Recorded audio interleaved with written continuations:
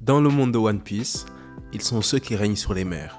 Tous possesseurs de flotte, d'un équipage et d'une influence inégalée, ils exercent un contrôle absolu sur les mers du Nouveau Monde. Ce sont les 4 empereurs des mers. Chacun de ces empereurs a quelque chose qui le différencie des autres dans ce qui concerne sa puissance. Aujourd'hui, on va d'abord expliquer en quoi réside justement la puissance des empereurs, ce qui est nécessaire, avant de se pencher plus précisément sur le cas de Shanks le Roux. D'ici la fin de cette vidéo, vous serez convaincu de pourquoi Shanks est le Yonko le plus puissant et pourquoi il possède le plus fort équipage. Alors restez jusqu'à la fin pour ne rien rater.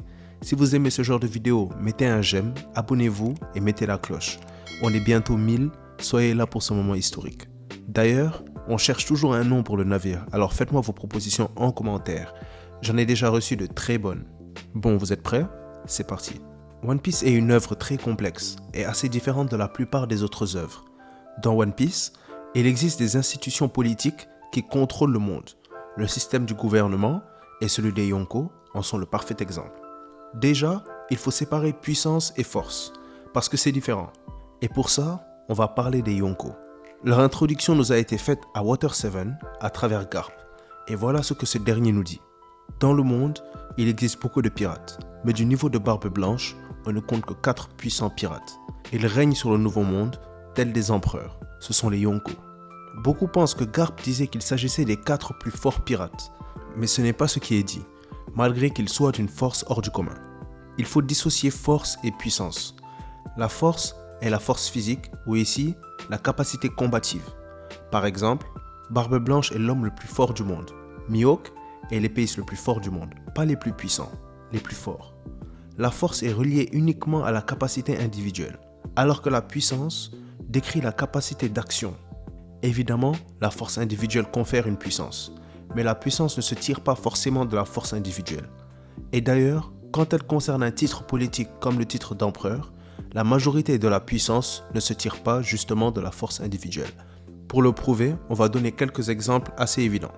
Déjà, si Barbe Blanche, l'homme le plus fort du monde, s'était rendu à Marineford seul, il aurait été impuissant face aux forces ennemies.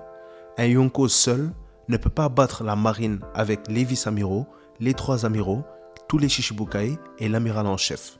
Mais avec son équipage et ses flottes, il peut les égaliser. Ensuite, si Garp parlait vraiment de la force, en disant que ses pirates sont du niveau de Barbe Blanche, cela voudrait dire que Barbe Blanche est égale à Shanks, qui est égal à Kaido, qui est égal à Big Mom. Or, on sait que les Yonko n'ont pas tous la même force. Un exemple simple, en affrontant Luffy, Kaido a cité les adversaires qu'il a rencontrés qui ont été capables de lui faire face et de le blesser. Il a affronté Big Mom, mais elle n'était pas comprise parmi ces personnes. Ainsi, Big Mom n'est pas égal à Kaido, montrant que quand Garp disait que ses empereurs étaient égaux, il parlait de puissance et non de force individuelle. Mais alors, d'où vient la puissance des Yonko? Eh bien, c'est simple. Elle vient de leurs forces militaires détenues à travers leurs équipages et leurs flottes, mais aussi de leur influence et d'autres éléments particuliers qui sont propres à chaque Yonko. Ces éléments se valent et créent un équilibre au niveau de leur puissance. Parlons alors de ce qui les différencie. Chaque Yonko tire la majorité de sa puissance d'éléments qui lui sont extérieurs. Big Mom a par exemple ses enfants qui sont tous de remarquables combattants. Elle détient aussi un réseau d'informations très efficace et a ses connexions à la pègre. Kaido, quant à lui, a ses armes militaires surdéveloppées qu'il produit à Wano et a recruté Queen dans son équipage, sûrement pour développer de nouvelles armes surpuissantes, comme par exemple ses armes basées sur le poison, comme les Ice Oni Rounds. Il a aussi ses Smile, qu'il a récemment perdu à la main de Law et Luffy, et possède lui aussi des liens avec la pègre. Ensuite, on a Barbe Noire, qui comme d'habitude reste un mystère, mais on sait au moins qu'il se repose sur la collection de fruits du démon pour augmenter la force de ses membres. Et donc, comme on a dit tout à l'heure, la force confère de la puissance aussi. Pour l'instant, c'est tout ce qu'on sait sur lui. Barbe Blanche, lorsqu'il était vivant, exerçait sa puissance majoritairement à travers sa force. Comme on l'a dit, La force peut conférer une puissance. Étant reconnu comme le plus fort du monde et détenteur du plus puissant paramécia capable de détruire le monde, mais aussi à travers son équipage qui rassemblait des commandants capables de rivaliser avec des amiraux et se valant plus ou moins tous en termes de puissance. Maintenant, la partie la plus intéressante, le meilleur pour la fin, Shanks. Rappelez-vous de ce qu'on a dit tout à l'heure. La puissance ne vient pas nécessairement de la force, mais la force confère sans aucun doute une puissance.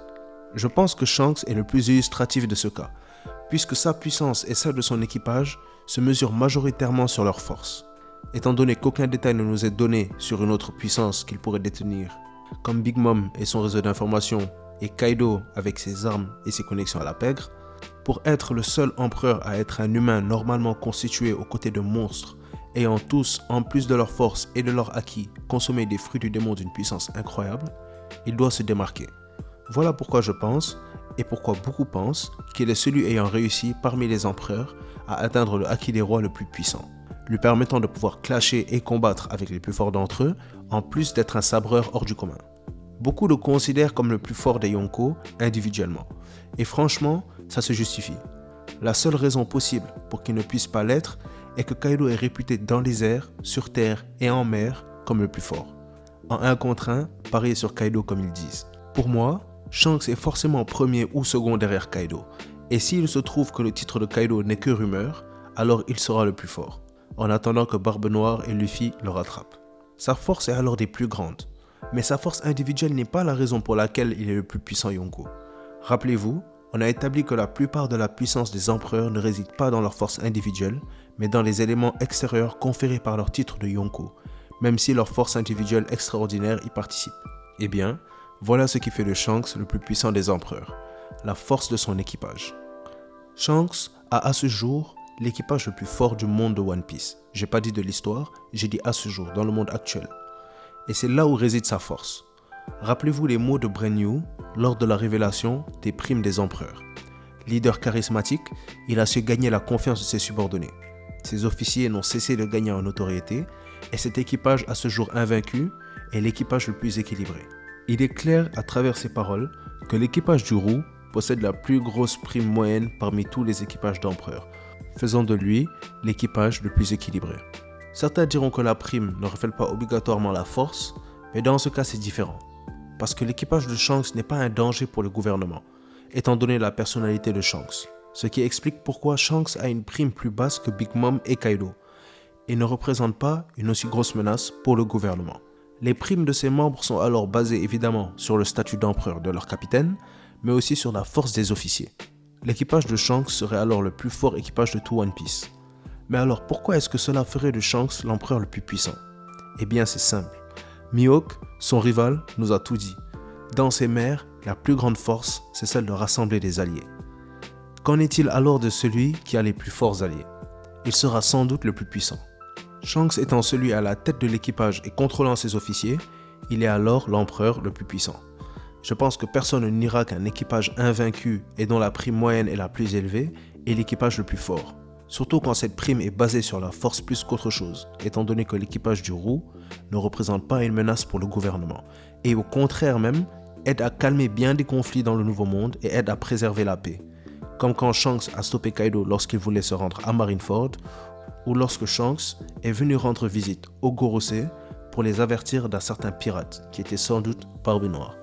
Doté alors d'une force individuelle incroyable et capitaine du plus fort équipage du monde actuel, dans un monde où la plus grande force réside dans ses alliés, Shanks est alors sans aucun doute le plus puissant des Yonko. Un fait pour vous. Dans le SBS 101, il a été confirmé que chacun des commandants de Shanks dirigeait une flotte, et leurs noms ont aussi été révélés. De plus, dans une cover page, il nous est aussi révélé que Shanks a des territoires quand Bartholomew se rend dans un de ces derniers pour brûler le drapeau de Shanks pour ensuite le remplacer par celui de Luffy. Allez, la vidéo touche à sa fin, j'espère qu'elle vous a plu. Pour Shanks et l'équipage du Roux, mettez un j'aime, abonnez-vous et mettez la cloche. N'oubliez pas de me dire ce que vous pensez de la vidéo, mais aussi dites-moi comment notre navire devrait s'appeler dans les commentaires, qu'on puisse naviguer l'univers de One Piece, tous ensemble, à bord et vivre les meilleures des aventures. Allez, c'était Mangamonde, et comme d'habitude, c'était un plaisir de faire cette vidéo pour vous. À bientôt les pirates.